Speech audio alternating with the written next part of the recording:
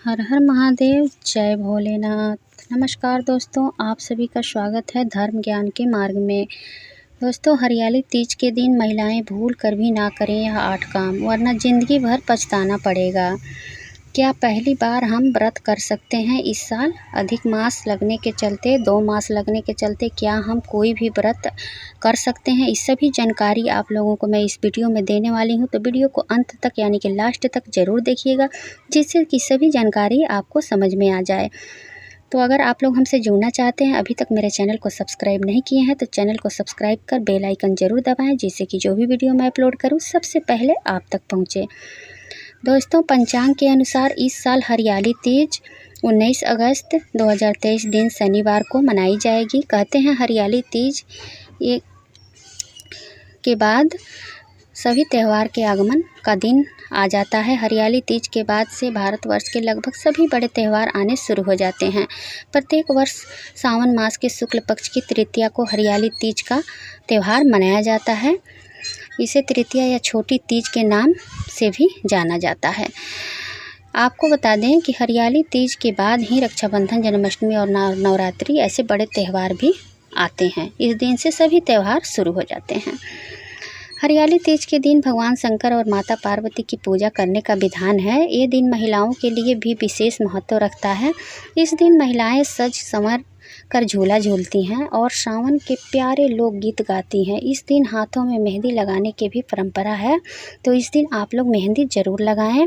वहीं हरियाली तीज के दिन पहले माँ बाप के द्वारा अपनी विवाहित लड़कियों के घर से श्रृंगार की चीज़ें, कपड़े, फल, मिठाई आदि दिए जाते हैं। ऐसा करने से घर की सुख समृद्धि में बढ़ोतरी होती है।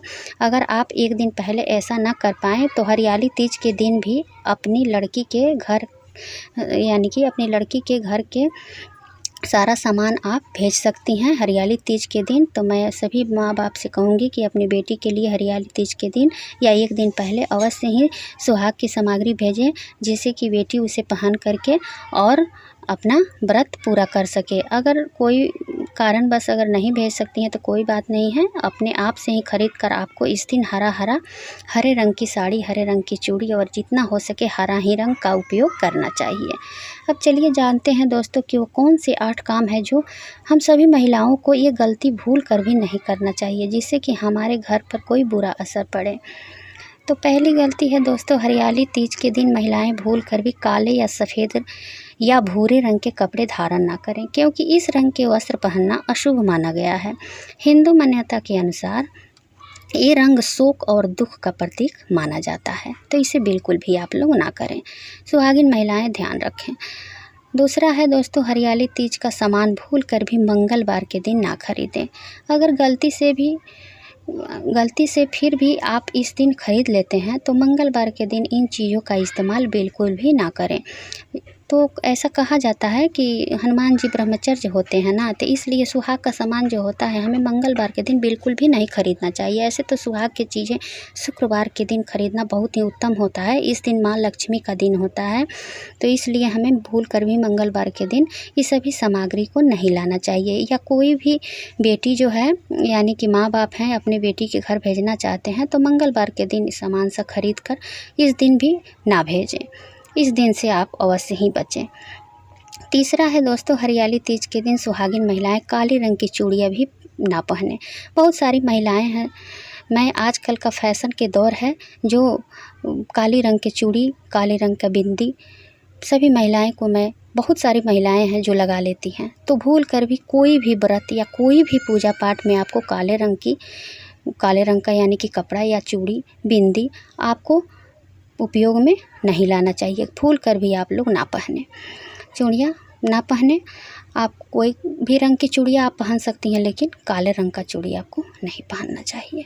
ये रंग खुशियों और पति की लंबी उम्र का प्रतीक यानी कि माना जाता है। लाल रंग की चूड़ी जो होती है, हरा रंग की चूड़ी होती है, यह हमारे खुशी का प्रतीक मानी जाती है। काले रंग की चूड़ियों से अशुभ होता है और कपड़ा से भी कभी भी नहीं धारण करना चाहिए इस दिन। तो चौथा हो गया दोस्तों, हरियाली तीज के दिन व्रत रखने वाली महिलाएं क्रोध बिल्कुल भी ना करें। आप लोग सतर्क रहें कि इस दिन ज़्यादा से ज़्यादा आप कोशिश करें कि हम गुस्सा करने से बचें। कभी भी गुस्सा नहीं करना चाहिए दोस्तों, कोई भी व्रत हो। लेकिन हम सभी महिलाओं को ध्यान में रखना चाहिए कि हमें क्रोध कभी नहीं करना चाहिए। अपने मन को बिल्कुल शांत रखें। इस दिन मन को शांत रखने से हमारे घर में हमेशा शांति बनी रहती है। चाहे कोई भी व्रत हो, तभी जाकर के हमें व्रत का फल मिल पाता है। साथ ही इस दिन किसी को अपशब्द कहने से भी बचें, किसी का दिल दुखाने से बचें। हो सके तो इतना से बचें कि आपके हाथ से एक चींटी का भी जान न जाए। इस दिन बहुत ख्याल रखना चाहिए कि एक छोटा से छोटे जीव है जो हमें कभी भी जीव मात्र पर दया करना चाहिए। लेकिन व्रत त्यौहार के दिन भूल कर भी आप जीवों को ना मारें और ना ही अपशब्द बोलें, ना अपने घर में झगड़ा करें। मांस, मदिरा, लहसुन, प्याज इस सब से हर व्रत को आप बचें, अपने परिवार वालों को भी बचाए रखें। दोस्तों, 5वां हो गया हरियाली तीज के दिन भूल कर भी, यही तो हम बता दिए कि लहसुन, प्याज, मांस, मदिरा का सेवन ना करें इस दिन, और अपने घर में भी लोगों को भी सेवन ना करने दें जो व्रत नहीं कर रहा है।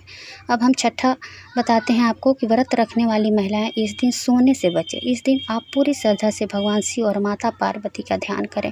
दोस्तों, जो व्रत हम रखते हैं और जिस भगवान की हम पूजा करते हैं उसमें हमें बिल्कुल भी यह गलती नहीं करना चाहिए।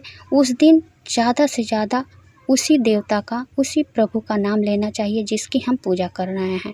ऐसा करने से हमें व्रत का पूरा फल मिलता है। इस दिन सोने से बचे। बहुत सारी महिलाएं हैं, कुछ काम कर लेती हैं, फिर आके सो जाती हैं, फिर एक काम करेगी, फिर आके सो जाएगी। ऐसा हमें बिल्कुल भी नहीं करना चाहिए, इससे हमें व्रत का फल नहीं मिलता है। 7वां हो गया, इस बात का खास ध्यान रखना चाहिए कि तीज व्रत पारण मुहूर्त से पहले ना खोलें, क्योंकि मुहूर्त से पहले या बाद में व्रत तोड़ने से उसका फल नहीं मिलता है। 8वां हो गया दोस्तों कि सुहागिन महिलाओं को उनके मायके से जो सामग्री मिलती है उन्हीं सामग्री को पूजा में अगर इस्तेमाल करें तो इससे और ज़्यादा फल मिलता है। तो इसीलिए मैं बोल रही हूँ कि हर माँ को ये ज़रूरी है कि अपनी बेटी के यहाँ ये हरियाली तीज पर या हरितालिका तीज पर अगर आप कभी भी नहीं भेज सकती, कोई दिक्कत नहीं है, लेकिन हरियाली तीज पर आप अपनी बेटी के यहाँ सुहाग के समान अवश्य ही भेजें। यथाशक्ति है उतना ही में आप करें, लेकिन इस उपाय को आपको ज़रूर करना चाहिए। दोस्तों, जो भी गलती थी मैं उसके बारे में आप लोगों को बता दी, तो आप लोग भूल कर भी ऐसी गलती ना कीजिएगा जो भी सुहागिन महिलाएं हैं। और मैं आप लोगों को एक बात और ख़ास बता देती हूँ कि कोई भी जो साल में एक बार आती है सुहागिन महिलाओं के लिए जो व्रत है साल में एक बार आती है, उस दिन अपने पति के हाथ से सिंदूर अवश्य लगवाएं। ऐसे करने से हमारे सुहाग में वृद्धि होती है। तो अपने पति के हाथ से सिंदूर लगाना ना भूलें, चाहे वो हरियाली तीज हो या करवा चौथ हो, जो भी है साल में एक बार जो आता है उस व्रत पर आप अपने पति से के हाथ से सिंदूर अवश्य लगवाएं। अब चलिए जान लेते हैं कि इस बार यानी कि कोई भी व्रत हो, यानी कि हम सभी लोग जानते हैं कि 2 मास जब लग जाता है, अधिक मास आता है, तो उसमें व्रत शुरू नहीं किया जाता है। साप्ताहिक व्रत जो है आप लोग कर सकते हैं, इसी सावन में आप प्रारंभ कर सकते हैं। जब भी आप व्रत उठाना चाहें तो इसी सावन में उठा लें।